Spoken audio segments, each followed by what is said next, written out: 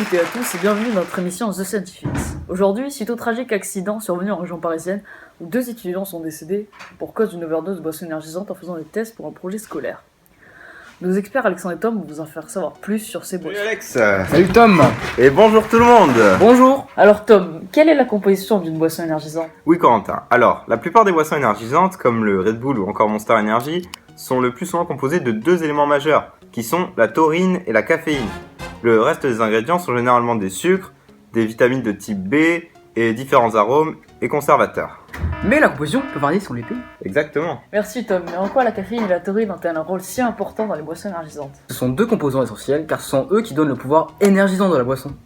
Alors pour commencer, la plus connue, la caféine, on la connaît bien car nous en absorbons quotidiennement dans notre café ou autre cola. Nous connaissons moins son rôle dans les boissons énergisantes. Donc voici la molécule de caféine.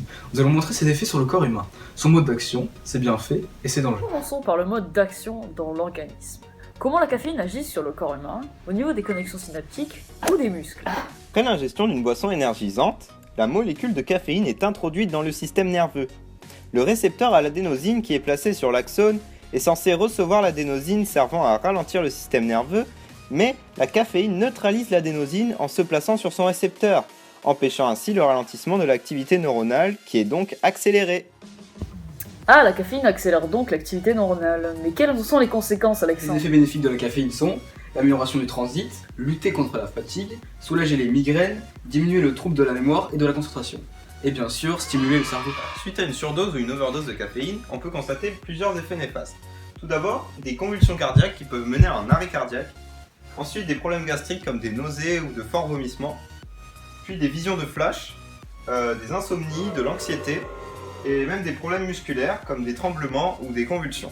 Ah oui, c'est pas génial tout ça. Et la taurine Oui, alors ? alors la taurine que voici est un neurotransmetteur, soit une substance qui favorise les transmissions entre les neurones dans le cerveau. Elle est naturellement présente dans le corps de l'homme, elle intervient dans de nombreuses fonctions, cardiaques, musculaires, détoxifiantes, soit l'élimination des toxines, digestives, cérébrales et anti-stress. Pour la taurine, en cas de surdose, le principal effet est l'irritation du système digestif, mais c'est un produit exploité depuis peu et donc les recherches n'ont pas pu aboutir à d'autres effets On peut néfastes. donc conclure qu'à faible et rare consommation, la caféine et la taurine ne sont pas dangereuses et même bénéfiques. Tandis qu'à forte dose, ces 2 stimulants ne sont pas vraiment efficaces et très dangereux.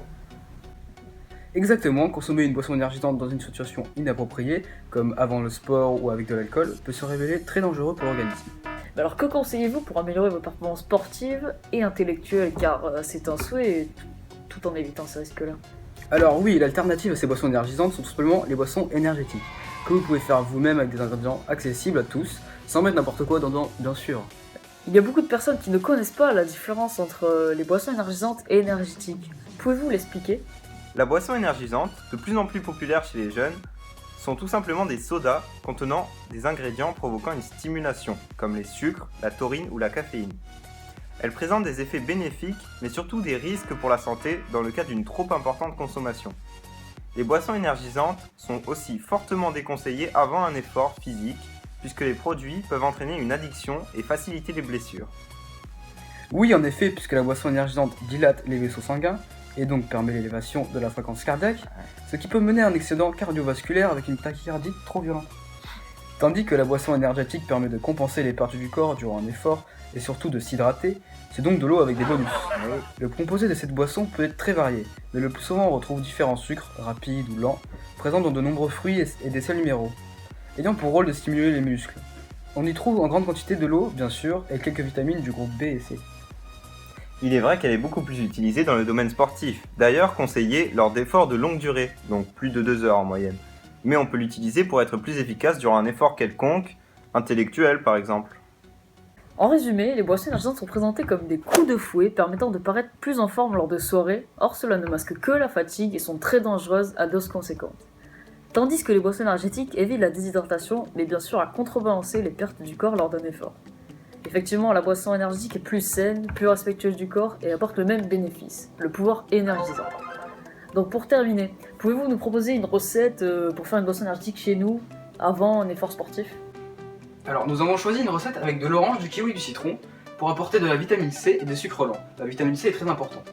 Plus du sel pour les sels minéraux, du sucre pour le goût et les sucres rapides qui sont aussi très importants, de l'eau pour rendre liquide la boisson.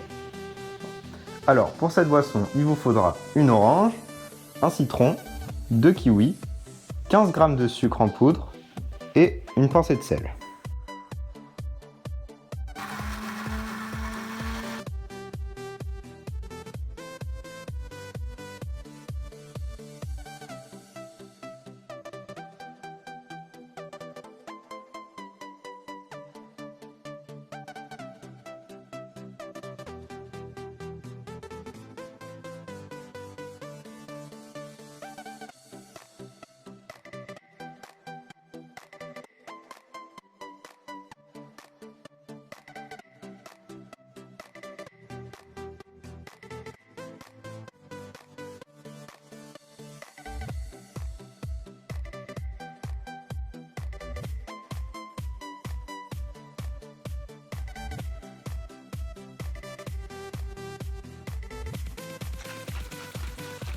Et voilà.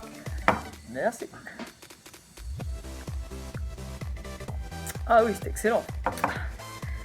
Bon, mais je pense qu'on en a assez vu sur le sujet des boissons énergisantes et énergétiques. L'émission touche à sa fin. Et à la prochaine pour un nouvel épisode de The Scientifics.